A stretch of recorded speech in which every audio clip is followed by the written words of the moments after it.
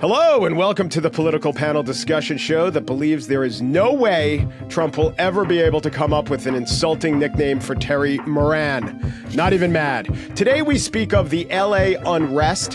How could it be that Trump wants this? Why the governor seemed desperate to be arrested, and what parts of it help the Democratic Party? Also, Trump's not hiding it anymore. He wants chaos. The New York Times says so above the fold. Plus, from Cuomo to Mamdani to a bench of low wattage others, what is the plan for Democrats in New York City? As always, we pledge fidelity to our reputation for refutation, while at the same time vowing to be not even mad.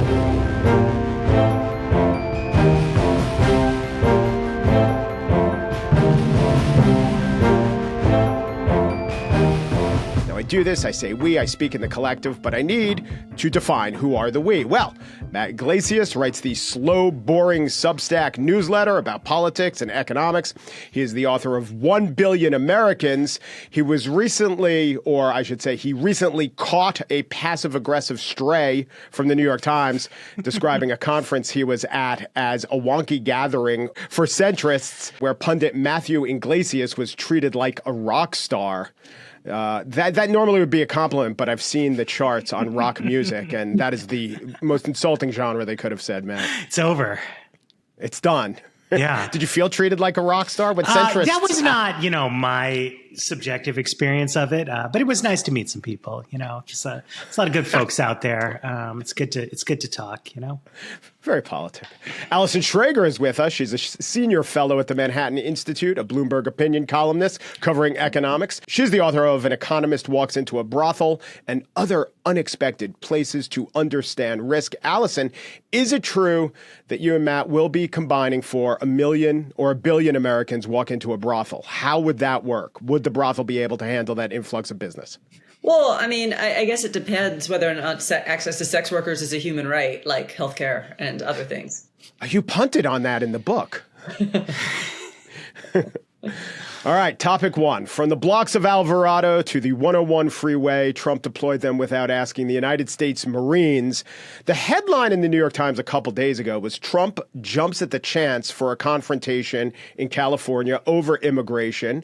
That is analysis. That is not news. And I have no problem with it. I don't think you can understand the situation without understanding that part of it. But you also can't understand what's going on without understanding that in between Trump presidencies, 11 million immigrants, legal and illegal, came to the country, the largest percentage and raw number ever, and people wanted a fix, and Trump promised it. So, Matt, I go to you first.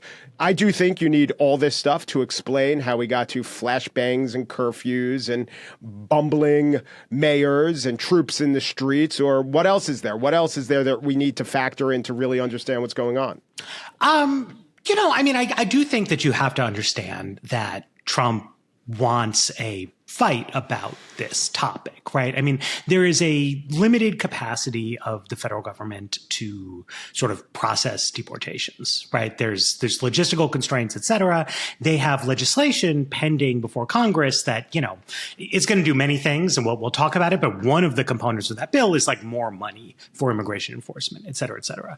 While they're waiting on that, the question is like, what do the ICE agents do, right? The speediest way to maximize the number of people who you deport would be to send the extra personnel to conservative jurisdictions where conservative governors and local sheriffs and so on and so forth want to cooperate. Right. And then seek out the places with the least friction. Right. And then you sort of, have the reason we had record deportation levels when Barack Obama was president was that there was a surge of resources and also a lot of local cooperation.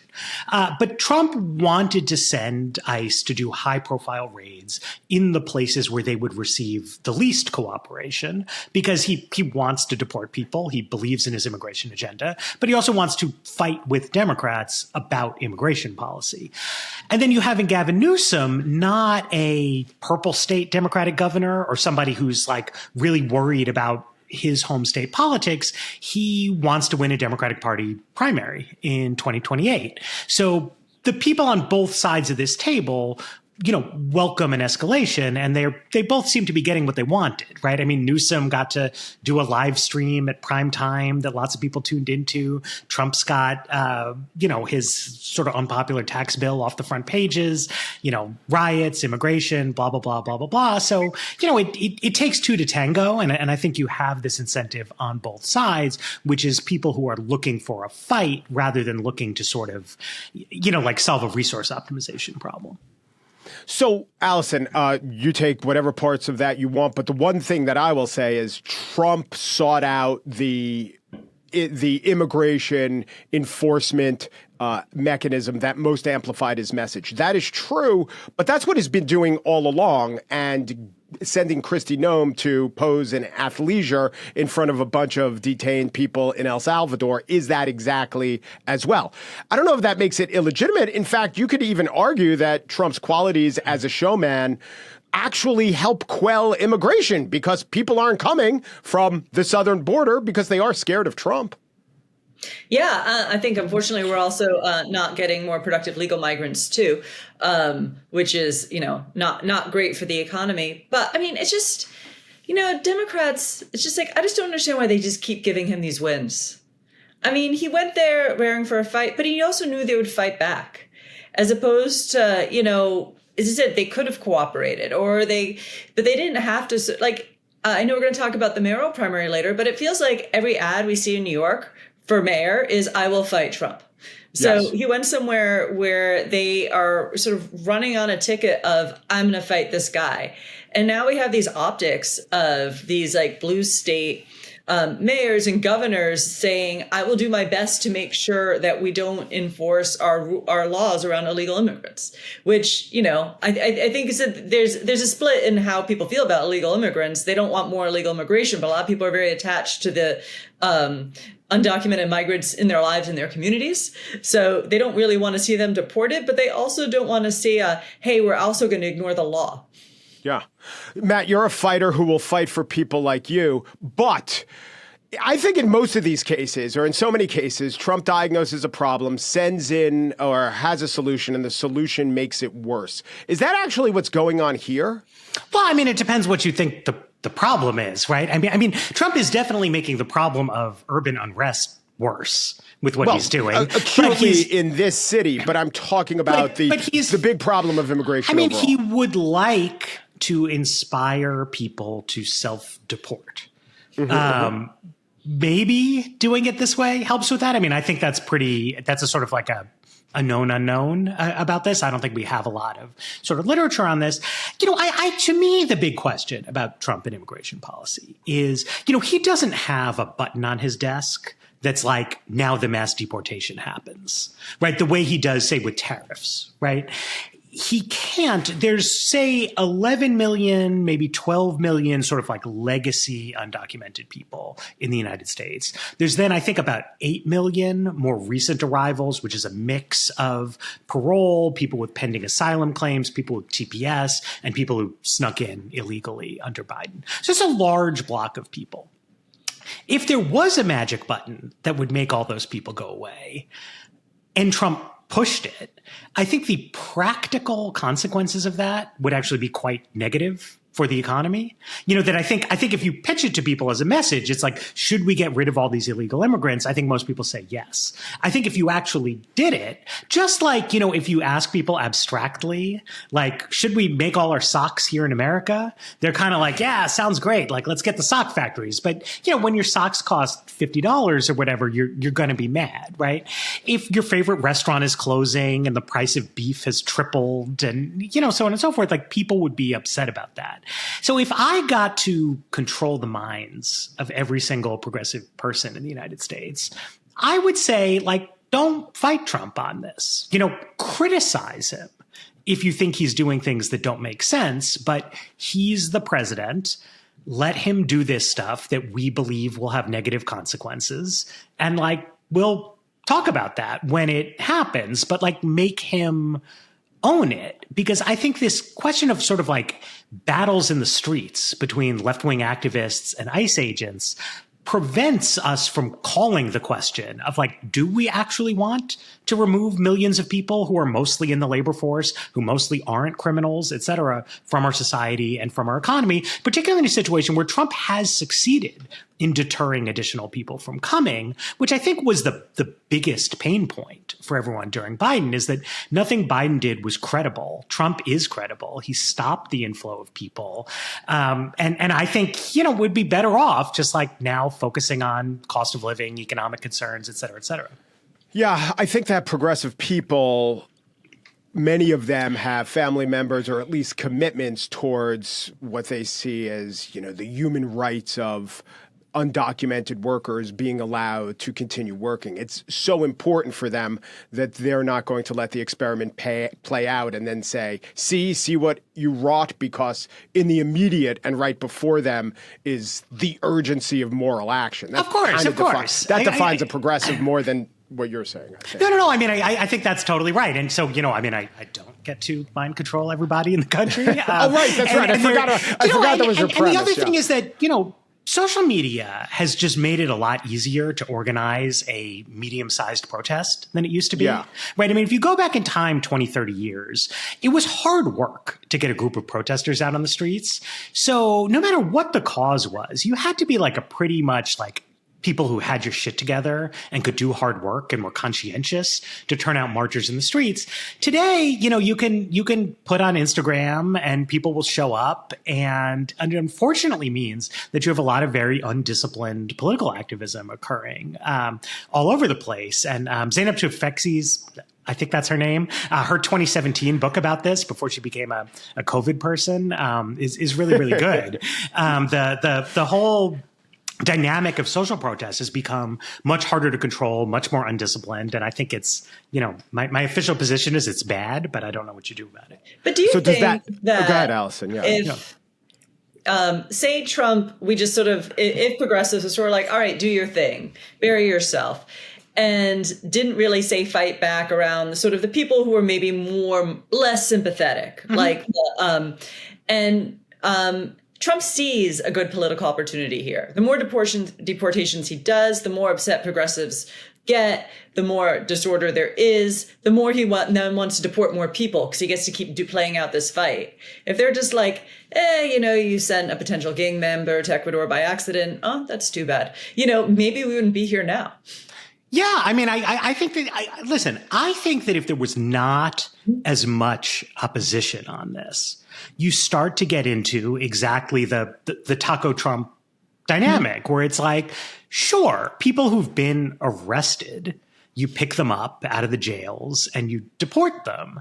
But like, is it smart politics to go kicking down the doors at a restaurant and locking up busboys? Like, is that a great photo op for you?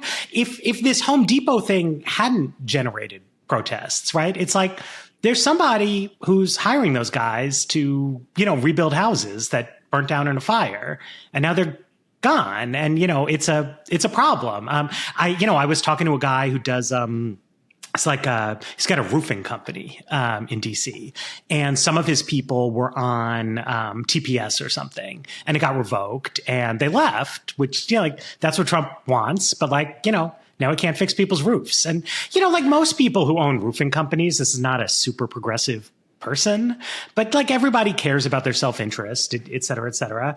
So, I get that it would be tough, but I think that this dynamic of fight for every inch has made life a little bit easier for Trump than it needs to be, and to an extent harder for some of the more sympathetic immigrant cases, because Trump's now looking to make an example out of people.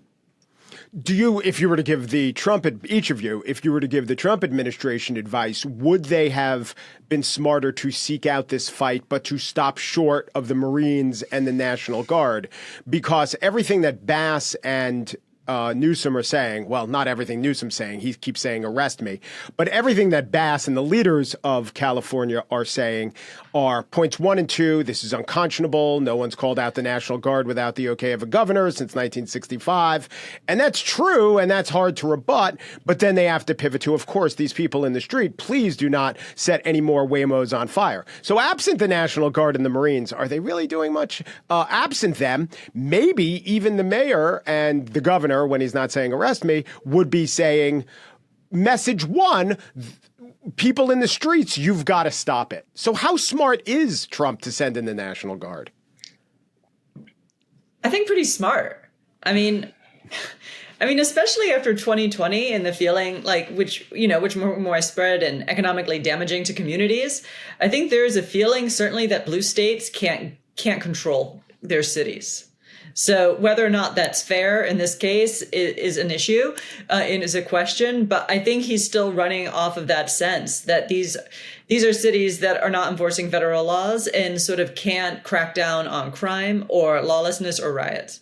So It looks like he's being serious. And I don't know. I mean, I'm in New York, so I don't know if I have a good sense of how the polls I see only are flashing to me on Twitter are completely different depending on who's showing them to me. But I imagine that there is something appealing about like, I'm taking control, which was always his appeal to a lot of people. Yeah, I have to say, also, I'm in New York. We are in different boroughs just for geographical diversity. I want to assure the audience. But I'm in New York, and so I am watching this from afar. Although the news keeps saying, and protests are occurring in Boston, New York, Philadelphia. And 200 people show up at City Hall. I read the newspapers from those cities. And the headline is riot in LA. Also, 35 people showed up at City Hall. But I think that the symbolism and the procedure of Trump violating the norm of waiting for the governor is bad. But in actual practical terms, I don't see the National Guard as having done anything bad. The videos I get of Twitter of people calling either the National Guard or the LAPD a bitch boy, and then getting shot at with a foam pellet. I'm not putting that on Trump or saying this redounds to Trump's detriment. So I'm not a typical swing voter, but I come across saying, it's something to worry about procedurally, but generally people don't vote on procedure. They vote on the actual injustice before them. And my point is, it's not scanning as this gross abuse of power as it's actually being conducted, unless you're of the ilk to interpret it that way no matter what. Matt, do you see it that way? I don't know. I mean, well, we got to see what happens to some extent. It seems could get worse. It seems like, when we first started talking about planning this episode, the boil was getting hotter. And since then it's gone down. And I think that that's good. I think like one very reasonable question one could ask about all of this is, why didn't Gavin Newsom just call up the National Guard in the first place? And then a secondary question you might ask is, did Secretary Hegseth, send a note to Newsom's chief of staff and be like, hey, maybe you guys should call up the National Guard, right? I mean, we literally don't know. You're a handsome guy with good hair. I'm a handsome guy with good hair. Let's get on the same page. What happened in the process? I mean, the Tom Cotton send in the troops op-ed from 2020 became this like media story. Obviously, infamously, which I think always detracted from like the substance of the issue, which I thought was kind of interesting. Like, why didn't Trump send in the troops back then? And conversely, like, why didn't the governor of New York call up the National Guard to intervene at that time? We got to talking about like New York Times op-eds and cancel culture rather than what was actually happening here. I think that it is good that this unrest in LA seems to be going down relatively rapidly. It probably could have been handled a little bit faster and a little bit smoother if both Trump and Newsom were more in a mood to cooperate. Like the question of like, how do you contain urban unrest in a social media flash mob universe is like interesting and like actually worth thinking about on the merits, and not just as a purely political story. Well, I'll tell you one thing that's, I don't know if it's coming to a boil, but the headlines tell me it's tightening and surging. That is the New York mayoral race. New polls show a Cuomo-Mamdani face-off in a tightening New York mayoral race. I have to say, I've covered and witnessed hundreds of political races. Maybe 4 are not described as tightening. They're always tightening at the end, from 30 to 20, from 20 to 12, and then you got the ranked choice voting. But Allison, as a New Yorker and someone who, I don't know, will you be casting your ballot in either of the primaries? I am a registered Democrat for this very purpose of not being disenfranchised. I am too. Okay, very good. If you could register for any party that doesn't have a stranglehold on a city, would you be a Democrat? Well, I used to be, and I was for years, unaffiliated, which is what I'd prefer to be. But in the last mayoral primary, some PAC contacted me and talked me into registering because they said, otherwise, a Maya Wiley mayor is on you. Oh, really? So what? It was a big Catherine Garcia PAC? No, it was just anyone who is not crazy PAC. And they're like, vote whoever you want. And they walked me through all the paperwork. They made sure I did it before the deadline. And then I showed up and they still wouldn't let me vote. So I worked hard to become a Democrat. So I now vote in like everything, Okay, that's awesome. So as someone who I think our listeners can glean isn't inclined to back socialism in general, can you explain, and I've read a lot of political science, and Matt Yglesias' Slow Boring is fundamental to this, it seems that socialists are getting less popular and doing less well at the polls, and we see fewer socialists in the positions of power, although every once in a while a socialist gets through, and his name is Brandon Johnson, and he runs the city of Chicago basically into the ground. Brandon Johnson polling at 15% there, Eric Adams polling at 20% in New York. But why is this particular socialist, Mamdani, doing so well? Is it the free grocery stores, do you think? I don't know. I mean, it makes no sense to me. Like, even if you wanted to get behind a socialist, why would you go with a 33-year-old who's never had a job, like a full-time job? It just seems like, at least with Bernie Sanders, like, at least he's been a lawmaker for a long time. Like, you could be like, he knows how to do stuff. The only thing is he has really good social media game. I mean, his mother's a famous filmmaker. So I guess he's just packaged well. And, there's a lot of voters in New York, I guess, who might be naive. Although that poll you mentioned that had the tightening race, apparently that was an internal poll that didn't include Staten Island. So, well, that's part of the Mamdani plan after the free grocery. No, I lie. But what would be interesting, Matt, I would like to ask you. Well, obviously, a lot of this has to do with who Mamdani is running against, a very flawed Andrew Cuomo. But doesn't this say something about the deficits of all the other candidates who should, at least on paper, represent decent enough Democratic choices to someone who don't want the 33-year-old socialist or the guy with 33, I'm exaggerating, allegations of sexual harassment? Yeah, I mean, it reminds me of the race in Chicago a couple of years ago. I was in Chicago at that time. I was doing a fellowship at Chicago Institute of Politics, and I was watching like a train coming down on the city where there were so many candidates in that race who would have beaten Brandon Johnson. You know what I mean? Like, yes. And you ask anyone, you'd be like, do you prefer like the incumbent mayor or Johnson? They preferred her. There was a congressman, a Latino congressman from the West Side. People preferred him, et cetera. But the more conservative people in Chicago really, really liked Paul Vallas. And I would have voted for Vallas over Johnson. But it was obvious that if you want a candidate to lose a mayor's race in Chicago, a guy who went on a bunch of conservative talk radio shows in the suburbs to talk about his problems with Barack and Michelle Obama was like not the right guy for that race. In Chicago, yes.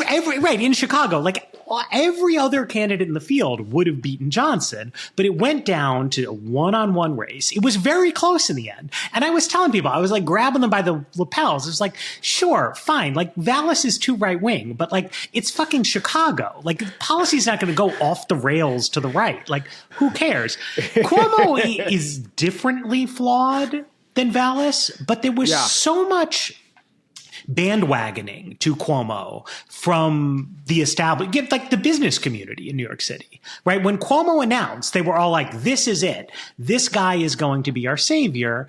And he's like he had the name recognition, but he was a poor choice. If you had Whitney Tilson or Zelnor Myrie or Brad Lander or anybody else up there to just be like, let's not do socialism, I think that they would win. But they didn't differentiate themselves. They weren't interesting. They didn't have the wave of early support. I think I don't live in New York, unlike you two, so I don't get a vote in this. But I think I'll tell my dad, my brother, et cetera, like vote for Eric Adams in the general election, because I also think like Mandami is an interesting story, but even in the polls that show him surging, he's losing. And so I think right. The surging polls show that after first of all, the first votes, he's down by 30, even in the polls that he commissioned, Data for Progress, which somehow is not shamed out of stopping polling. But then after all the ranked choice voting, he gets maybe a little bit closer. But first, I want to note that in the Matt Yglesias world, everyone's wearing lapels. I don't know. Maybe it's the lyrics to Sit Down, You're Rocking a Boat. It's pretty cool. I got some lapels, that's a collar. You can dress for success, yeah. But won't ranked choice voting, if Chicago had the ranked choice voting, wouldn't it have undone the phenomenon that you're talking about? Well, no, because ranked choice has this, it's like, I think people want ranked choice voting to promote kind of centrally positioned candidates. That's what the people who promoted and foisted it upon us argued for. Because the mental model is always like Ralph Nader running in 2000. So like you can rank him first and Gore second, it's fine. But you get these excluded middle situations where you have like 8 kind of like regular Democrats who aren't Andrew Cuomo in this field. And then you have 2 people with big blocks of support. So, the number 1, number 2 rankings end up mattering a lot. I mean, we'll see. Look, I'll eat my hat but I think Mandami's just going to lose at the end of the day, that, Cuomo is going to ramp up his messaging to get the number 5 preferences of Adrian Adams supporters and whatever other stuff like that, and do okay. But Mandami has sort of marketed himself as the opposition to Cuomo. And that has like gained him some support, and he's also, you're right. He's really downplayed like socialism, and some other kinds of things like that in his message. The labels. Free buses, that is socialism, and free grocery stores. Government-run groceries. Government-run groceries, because grocery stores, which run on a 2% margin, they're ripe for that's the most socialistic part of the platform. But, he's just telling people, like, well, everything will be free. And, I don't know, right? I think most people, when they think about it, understand why that doesn't work. But there's a lot of very left-wing people in New York. Well, the demographics of his polling is just fascinating to me. It's like his support is all like white college-educated people in Brooklyn. 70% of Black New Yorkers support Cuomo, and he's doing very well with Latinos. Maybe people don't know this. New York is only 20% Black. It's about 33 or 35% Latino and white, 15% Asian. Maybe they'll swing the whole election. But that's absolutely true. This is an election where white people want to impose socialism on people of color who don't seem to want socialism. Sorry, Allison. Well, maybe because they're more concerned about crime or his plan to put homeless people on the subway on purpose. Yes. Well, only in the kiosks that have been abandoned. Once you know that, it becomes a very good idea. This is a general pattern that you have, which is that, most white people are Republicans.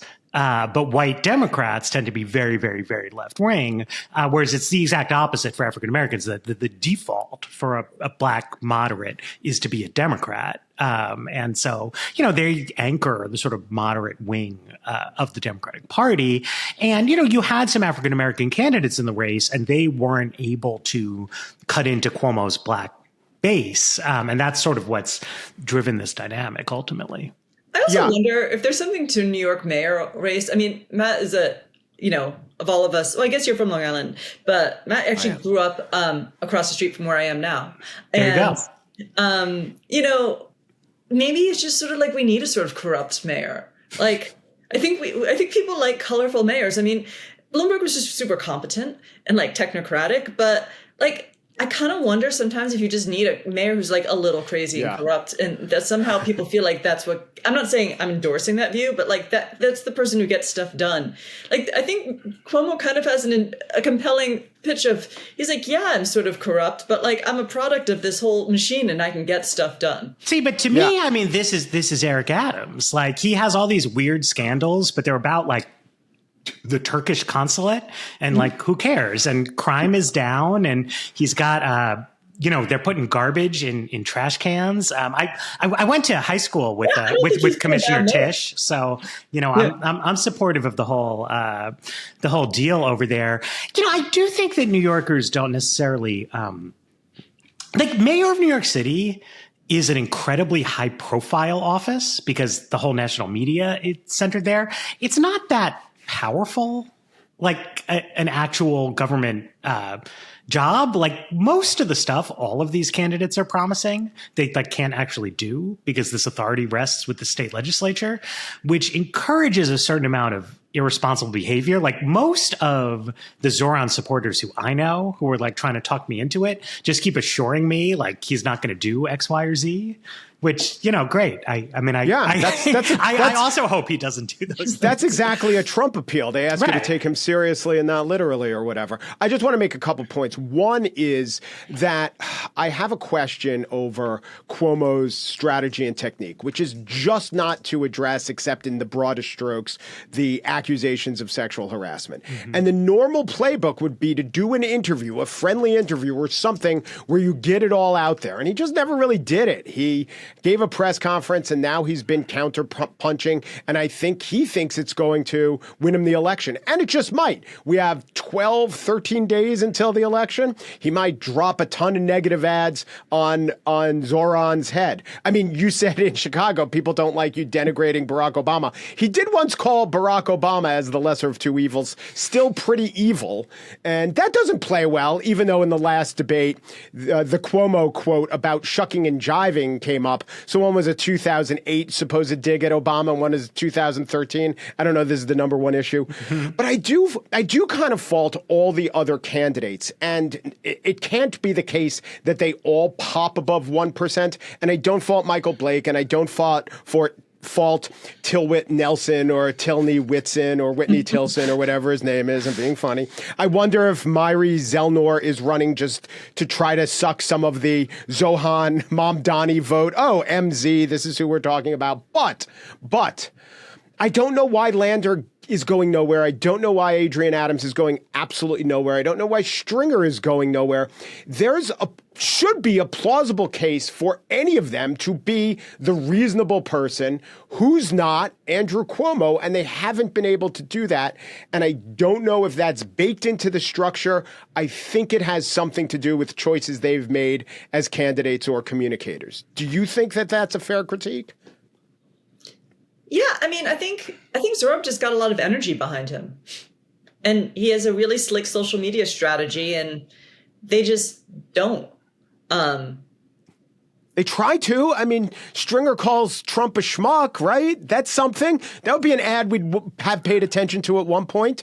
I don't know what Adrian Adams is doing. She was good in the debate. She seems more or less competent. She's the only black woman in the race. That's sometimes a plus in a place not like New York. 1%. She's not a joke. She shouldn't be a joke. She's a serious person. She doesn't have a string of shameful stances on the issues, more so than anyone else. I don't know why she's at 1%. But she's at 1%. The same reason why Catherine Garcia didn't win last time. But she almost did. And if it wasn't for that meddling candidate who the PAC talked you out of, she might have. Well, I mean, I do think it's important though. Like, Garcia came close, I think, largely on the back of the New York Times endorsement. Mm-hmm, right? I mean, the fundamentals were good, but the New York Times editorial page had a lot of agenda setting power in New York City. And they put out there, if you are interested in a moderate, competent person. This Catherine Garcia, who you probably haven't heard of, is the person who you should look for. And so she got a ton of second and third preference votes from lots of different people. And, you know, she ultimately lost. Adams had a strong constituency among the kinds of people who don't necessarily read the New York Times. But the Times got out of the local endorsements game. And so there's no focusing institution that can say to people, if you think Cuomo is sleazy and you're not a socialist, this one's the best one, and like start getting a conversation going about that person. And that's actually like a really valuable role that the New York Times, you know, that somebody could play. I mean, the Gist could have played it, right? I mean, it's like you sort of have to. But I got to tell you, Catherine Garcia, she was out there as the combo Warren Klobuchar for that role. She was perfect for that role. I don't know who it would be with this group. Is it Adams? I have no idea, you know, and I mean, I was an early Garcia supporter, you know, she's great. I wish she had just run again. I think that would have been like the most logical person to fill the Catherine Garcia lane. Would it be just like, I told you so about Adams? Yeah. I did listen to a podcast of hers where she did admit to, in her rank choices, ranking Paperboy Prince, who ran last time. That was a little shameful. Okay, in a moment, we will talk about the thing that these riots are said to have distracted from, and it's a big thing. Is it a beautiful thing? Back in a minute. We're back in a minute with, this is the minute that I promised we'd be back in. We're not even mad. We got Matt Yglesias here. We have Allison Schraeger, and we have this big, beautiful backseated, backburnered bill that's going on. Are the riots, is what Trump, I'm calling them the riots, is the unrest and sending the National Guard said to be a distraction from this bill? On your politics podcast, Matt, Politics with an X, if you're searching, you made the case, and I think it's true, whether by design or not, what's going on in LA certainly is a distraction, and it could be a costly distraction, I think you say. Yeah, I mean, look, this legislation, it's a big deal. I think it's quite harmful. It's going to increase the budget deficit. It's going to cost a lot of people their health insurance. It's going to have a negative impact on certain aspects of the energy economy. And it also just it plays to the Democratic Party's strengths. Healthcare is the sort of long-term issue that people most trust Democrats on, that they have sort of underlying progressive moral values about. Immigration is exactly the opposite. People think, Democrats are too kind of soft and weak there. And Republicans are also having a lot of trouble getting the T's crossed and the I's dotted on this legislation. And that's been the case from the beginning because they want to fully extend the Tax Cuts and Jobs Act, which requires a large budget hole because it was deliberately structured to sort of disguise its full cost. But Trump has also promised like 3 or 4 other gimmicky things. They also want to expand the SALT deduction. He also wants additional money for immigration enforcement and the military. And then they want to tell people that they're not kicking people off their health insurance. And it just it doesn't work mathematically. So they keep going in circles amongst themselves about exactly what they want to do because there's a lot of unpleasant trade-offs in this space. And I think, it's important for people to pay attention to it. There's trillions of dollars at stake. It's a really big deal. And I think a quite bad piece of legislation, although exactly what's in or out of it keeps changing day to day. Yeah, all the Congressional Budget Office and all the outside groups that have looked at it do say it will add something between $2.5 billion and up to $4 billion over 10 years. Trillion. Do you think if they trillion? Yeah. So I always wonder, do you think if they said $400 billion a year, we'd be like, that's nothing. But when you do the 10-year calculation, then it becomes real or not because the Republicans don't seem to care. So 2-part question, Allison. Part 1, where are you on the bill? And part 2, if you had to sacrifice some parts of it, like let's say you were a responsible Republican legislator, what would you leave in? What would you take out? Like any bill, I like some aspects of it. I hate others. Yes. I mean, no bill is all good or all bad. I like to think this will be the last like self-indulgent bill because debt will become a bigger problem. I mean, I don't like it adds to the debt, but I don't really see anything in the political either on either the right or the left to deal with it. I think even the Democratic freak out about the fact anyone could possibly ever lose Medicaid suggests that they haven't really grappled with our spending problems, because you know what, like our social programs are probably going to have to be smaller and better targeted in the future if we want to take on debt. On the other hand, Republicans haven't grappled with the fact we're probably also going to have higher taxes. I actually support extending TGCA. Like, I think just certainly with not that I would have chosen to have tariffs, but in that situation, we're facing some economic weakness. A big tax increase is probably not ideal. When TGCA came out, it kept being sort of described as a tax cut for the rich, but it really was a tax cut for people of all income levels. So increasing taxes on most people, I'm with you, Mike, that I just don't think that's wise right now. That said, there are things about it I really hate. I mean, if I could write my own bill and I had no political constraints, I would actually get rid of all sorts of deductions and just lower rates and have a broader tax base. And so raising the deduction in TGCA was a good thing. But the thing I hate about this is it sort of adds just more gunk to the tax code, the no tax on tips. As a New Yorker who itemizes, I as an economist, I hate SALT. I think there shouldn't be a SALT deduction at all. But as I said, as a New Yorker who itemizes, I'm a little bit more ambivalent about it personally. But as an economist, I'm going to say we should not raise the SALT limit. In fact, we should probably get rid of it altogether. So it's like all these new distortions in the tax code. I hate it. They're expensive. They're not good for the economy. So I would probably, those are the things I hate. Yeah, I was reading in 2017, I went back and read some New York Times analyses of the debt, the deficit. Sometimes just to amuse myself, I go back and read that op-ed by Benjamin Applebaum, who said, inflation's not going to happen. I just laughed. He was a nice guy. He came on the show. But I was asking myself, is the New York Times as an institution, do they actually have the credibility to say that the debt has gotten out of control? Have they ever said this? And there was an article in about 2017 that said, yeah, the debt at this point really is out of control. And I realized the debt then was about 17 trillion.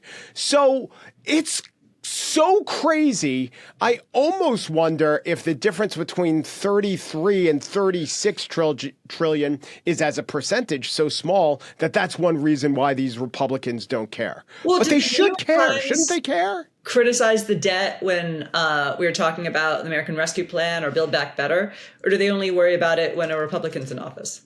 Right. So then I would say, to be fair to them, the thesis is during times when stimulus is needed, you need to stimulate. I would say the second giant bill, there was not enough capacity in the economy to justify that level of spending. And Furman and Larry Summers agreed with me. It was actually the other way around. I agreed with them. But why, Matt, do you think it's just pure? Allison had this theory that this could be the last one, the last truly profligate spending bill, because we're going to get smacked in the face. But do you have a theory of the case of why Republicans are going down this road? Just fear of Trump, economic illiteracy, something else? I have been surprised by the past 5 years worth of trajectory around this. When American Rescue Plan was happening, I remember talking to Jason Furman at that time, and he was like, this is too big, it's too much, blah, blah, blah. And I was saying, like, I don't know, Jason, like, you're probably right. But if it goes too big and we get inflation, then like the political vibes are just going to shift, right? That, 10 years ago at that time, when he was in the White House and the economy was in a deep funk and interest rates were super low, he was saying, like, we got to do more stimulus. And all the political hacks in the Obama White House were like, no, people hate deficits. Like, we need to put serious deficit reduction stuff on the table. That faded away over time. And fair enough, interest rates were low. And I just kind of thought, you know what, like, if we go too big on this, like, the politics will change and it'll be fine. And that is not what happened at all. Biden went forward with another big proposal. That didn't go in Congress because it was too much for Manchin. They tried to rejigger their proposals to have a deficit reducing influence, but they then really chipped away at all of that in the implementation. They did a lot of stuff through executive action that was costly and deficit adding. And then Trump ran on the campaign and he was like, cost of living is too high, blah, blah, blah, blah, blah, blah, blah, blah, blah, and he won on the basis of that message, and he's been very inattentive to it. I mean, again, even if you want to stipulate that like the core TCJA extension is just like, it's baked into the cake. These are Republicans. That's what they want to do. You really don't need to put hundreds of billions of dollars of extra stuff on top of that. And in terms of spending, I mean, to Allison, I would say, look, there's a real case for cutting back on America's healthcare and retirement entitlements. She talked about we have to make this stuff better targeted, but cutting Medicaid is the reverse of making it better targeted, right? I mean, we have Social Security benefits going to people who are in the top third of the income spectrum. You could roll that back. That would be better targeted. You have Medicare Advantage plans. That would be better targeted. There's stuff you could do with site-neutral payments that both Trump and Biden, in some sense, kind of like proposed and then never really did anything about. That would be better targeted. Going after low-income people's health care is making it worse targeted. I mean, it's making it smaller, but this is a classic sort of dynamic going back to the Reagan era of, do you go after like substantively weak claims, or do you just go after the weakest people in society, the people who are least likely to be able to advocate for themselves? And the cuts here have a lot of that character. Now, some of the other cuts, the cuts to the EV subsidies, some other stuff like that, fine, great. We've got to do something. That's fluff the Democrats put in and now are mad at Elon Musk, who's the main recipient of it. But poor people's health insurance, I don't know. But I mean, not everyone on Medicaid is necessarily the most vulnerable. Some people are, and they definitely need Medicaid, and that's why we have the program. But work requirements on able-bodied men, I mean, I don't know if that's necessarily the most evil thing we could do. I mean, yeah, but do you know any able-bodied men? Young men are not racking up enormous doctor bills. That doesn't mean we should give them Medicaid. I thought your point was these days no one's able-bodied. No. Have you seen the men? But I just mean if you're seen the shape they're in? No, but I just mean if you're talking about financial savings, right? I mean, savings in healthcare comes from either reducing payment levels to providers or from reducing the amount of healthcare services that people are able to consume, right? It's sick people who are consuming healthcare services. The disenrollments, some of healthy, able-bodied people are not generating a lot of savings by cutting them off from this program. What you're doing is you're creating re-enrollment barriers. And so you're hoping a certain number of people drop off who are utilizing services. It's if you were going to say, well, at the end of the day, this was a tough cut, we hurt some vulnerable people, but it's what we had to do in order to bring down the debt. Okay, maybe. But this is part of a package that in the aggregate, adds $2 to $4 trillion worth of debt. And it does cut everybody's taxes, but it cuts rich people's taxes like a lot, right? And you could do less of that. But I always object to that because who pays taxes? This is true. A disproportionate amount of taxes, percent of taxes, are being paid by it's not disproportionate. This is the progressive tax code. Yes, it's not bad. You can't design a good tax cut that the rich aren't going to benefit from the most because they pay the most. Well, but you don't need to do the SALT expansion at all, right? That doesn't need to be in there. We don't need no tax on car loans. That's a stupid idea. That's regress. I guess it sounds good to people, but it's distortionary, right? It has no real growth benefit. It's regressive. And there's just a lot of fluff in here. Yeah. And then no tax on overtime is certainly just going to play out based on people who are self-employed will just I'm looking forward to increasing my overtime. I'm here on your show. That's overtime, right? Yeah. It's gonna. So Yeah, it's just going to, it's not actually going to add to the economy in any way. Whereas I do think the tax cuts really, well, I don't think it. I think all the evidence shows that the tax cuts might not have been perfect, especially from a reasonable progressive's view of the world. But they were helpful to the economy. And everyone, even people who objected to the tax cuts, did benefit from the tax cuts. They were a net positive in a way that a lot of these programs, the popular programs, tax on tips, tax on overtime, they're not going to be a net positive. I can't make the case that they're going to crater the economy or have any but I will effect, just say but they're not good. The budgetary situation, the macroeconomic situation in 2017 was different, from how it was now. And I did not love the full structure of TCJA as written when it was passed. But I wrote an article at the time. I was like, it's going to be fine. It has some good things, it has some bad things, and the aggregate impact is going to be fine. It's politics, right? Like, nobody wants to cut the deficit. Nobody wants higher taxes. Nobody wants steeper spending cuts. And so all the political people have talked themselves now into the opposite of where they were when Obama was president. It's like deficit reduction, it's a loser. But I do think people would like to see lower mortgage rates. People would like to see more home building. People would like to see cheaper car payments.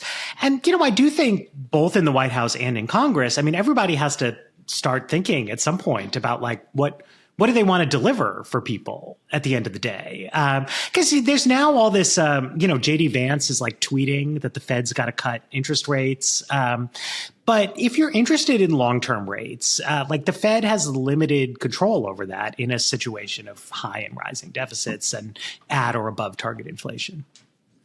I think it's the thing that annoys me about this whole, not this particular conversation, but the debt conversation more largely, is, everyone agrees the debt's a problem, but everyone wants to go to heaven, but no one really wants to die here. It's that Democrats are incensed about the idea that anyone loses Medicaid, but they aren't really talking about entitlement reform anyway. Republicans, again, are just giving more and more tax cuts. But everyone complains about the debt, but no one really wants to give on anything. And the things people agree on are bad about this bill, are kind of small potatoes anyway in the grand scheme of our debt, because no one is really sort of willing to take on the sort of any sort of political risk in terms of what would actually meaningfully reduce the debt. And as Matt points out, lower the tenure in a way that would help consumers. Yeah, I'd say there is no constituency within the Democratic Party that are true debt hawks. There is no one who is willing to die here. Even if in the Republican Party, the real hawks are guys like Chip Roy and then maybe people who I don't even take as seriously as him, like Thomas Massie, there's no equivalent that I can see articulating these positions as putting debt is national security risk as one of their top three items. Unless you have that, you're never really going to get anything until, I think, the markets smack America in the face for their profligacy. Well, I would look at Jared Golden as probably the biggest sort of fiscal responsibility champion among House Democrats. What's striking? Right. So he's a main Democrat who every term might not get reelected. Exactly. And he's been there 2 terms, yes. What's striking to me about this, though, is how rapidly it's changed, right? So in 2012, you had on the table a proposal from the Obama White House that would have quite significantly cut Medicare, discretionary spending, various other things. And their demand was they wanted to eliminate tax deductions, right? And so create 1-for-1 in terms of revenue increases and spending cuts. And then you had Republicans who were saying, no, we don't want to do that deal. We want to do your spending cuts plus more spending cuts. And, that was they didn't come together. They didn't compromise. Legislating is hard. Bipartisanship is difficult. But they were both bidding serious deficit reduction. Either the Ryan proposal or the Obama proposal would have reduced the deficit quite a bit. And what they wound up doing, which I think was not well designed or well timed in terms of Budget Control Act, also reduced the deficit. And we had quite a bit of deficit reduction for a number of years. And then the politics completely slipped away once Trump started running, not solely because of him, but it's a chain reaction of events. And the economic situation has made it much more appropriate to be having the kind of negotiations that Obama and Ryan were having back then. And, it makes me sad. Well, we have one last section and segment of the show, and it is called Goat Grinders. But for those of you who are listening on the Not Even Mad feed, I wanted to do a little experiment where we have two people who are steeped in economics, one a trained economist, one who went to high school with Commissioner Tisch, but, also knows a lot about economics. I wanted each to tell the other a economic principle that they adhere to, that they suspect the other one doesn't, but maybe in 30 seconds they could at least get some concessions out of their intellectual, I was going to say sparring partner, but let us just say discussion mate. Allison, would you like to go first? Is there an economic principle that you believe Matt doesn't agree with, but he should, and you have a good reason why? The efficient markets hypothesis that asset prices largely reflect all available information, publicly available information. What do you think, Matt? Yeah, I don't have a big problem with that. It seems he's a very fine. agreeable guy. Go further. Go crazier. Well, what follows from that, though? Never buy a stock. It's always the right price. Just buy and hold, right? There's less need for regulation. Not need for no regulation, but there's less need for a lot of regulations. Yeah, maybe. It's a good default position. Matt, hit Allison with go crazier. Give me some MMT. Go nuts. It's all going to be fine, MMT. Okay. I think that rather than cutting healthcare programs, what we ought to be doing is taking the huge tax subsidy for private healthcare insurance and taking that on in a serious way as a deficit reduction method, because it gets at some of the underlying drivers of service costs and overconsumption, as well as kind of the fiscal elements. I agree with that. I hate that. Boom. Everybody here is very reasonable. Well, it's like this thing I'm noticing is that there's a horseshoe theory now with centrists too. Yeah, it's no longer right versus left. It's just centrist versus populist. No, because I think my theory of taxes that distortions are evil, and that is the root of all of our a lot of our problems with healthcare is the employer-sponsored deduction. There you go. But this is the kind of bloodbath that happens when two raging intellects are pitted against each other. I should get my Mexican flag here, and we can. I should get my Waymo taxi. All right, here we go. Now is the time in the show where we talk about those little indignities or big indignities that just grind your gears, that get your goat. They're the goat grinders. I give a space to complain. I'll go first because in the goat grinder segment, I've talked about, I think every sense. I've talked about earbuds that are so small that fall out of your ears. That's hearing. I talk about a lot of things related to sight. Without seeing, I probably wouldn't get nearly as annoyed. But my goat grinder today is smell. Not the sense, but smell during the summer. Summer is a time of bad smells, and maybe suntan lotion, like they called it in the 80s, or a barbecue is a good smell. But in general, the de facto smell of summer, I posit, is just worse than the de facto smell of other seasons, which is to say no smell. So it is a bit the smell of garbage. It is also the smell of urine, which I think becomes more piquant in New York and New York subways. But in New York, there's a lot of smoking marijuana outside. And I actually don't know if, like Proust and the Madeleines, there's an inherent sense of, wait, what's going on? And maybe in 20 years when marijuana is totally legal, it won't have that frisson of chaos with it. But all the smells of summer, especially in New York, are less appreciated and more assaultive than the smells of any other season. Is this specific urban summer smells? I spend most of my time in New York, but, if invited to Martha's Vineyard, I will go proboscis first. Yes. This is such a New York vibe, the stinky summer. Yeah. Matt, what's your goat grinder?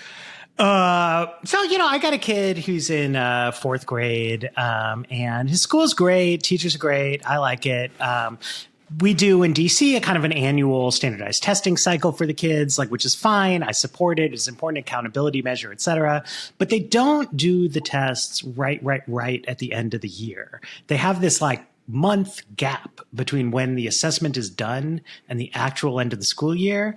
And then they just don't fucking do anything because there's no teaching, because the assessments are done. And so it's like the teachers just like peace out and the kids are going insane and it's getting hotter and stinkier everywhere. And it's like, we need to like run through the end of the tape with our schooling here and not just like, there's honestly so few days of school. Like they should teach kids on all of them. Yeah. And as Crosby, ideally well, but I'll take anything. Just teach. Just keep them occupied. I agree. I have two kids in private school, and one has a school year, and the other one, who is a senior, they just gave up. They just said, you know about this second semester seniorhood? We also do too. They're out of school. They graduate sometime in May, which is fine. He's scooping ice cream now, which is better than whatever he would have been doing in June in a private school in New York City. Allison, what's your goat grinder? It sounds so trivial compared to urban disarray and lack of education. But AirPods, just the fact that they keep wanting to interact with gadgets I don't want it to while I'm using another. Like when they first came out, it seems like they work so well. You can make calls on them. They talk to my phone. Now they want to talk to everything else while I'm on the phone. Like how did the technology on them get worse? Well, now you know, have you read all the stories or seen it in real life, that the millennials, the youngsters, are going with the wired headphones. They're going back to wired. Yeah, I think it's a fashion choice. I think there's something about the dangling string that connotes I got my or wired denotes. headphones here. You know, I'm a podcasting professional. I don't know what you're doing. I got the ones right, the little ones right here. But the whole pas de deux of, wait, am I connected to the right thing? Hold on. Why am I getting my wife's headphones? Why is she listening to Real Housewives on headphones? That is a fun 12 minutes in the beginning setup of every Not Even Mad episode. And speaking of which, if you don't, please subscribe to the Not Even Mad specific feed. In fact, let's just not even put this in the Not Even Mad specific feed, where you will hear Matt and Allison tear each other's throats out over economic issues with which they disagree. And even if you don't listen to that feed, come join us again in a couple of weeks. We're not saying we're right. We're not saying you're right. We are saying we're not even mad. Allison Schraeger, thank you. Thank you. And Matt Yglesias, thank you. Thank you.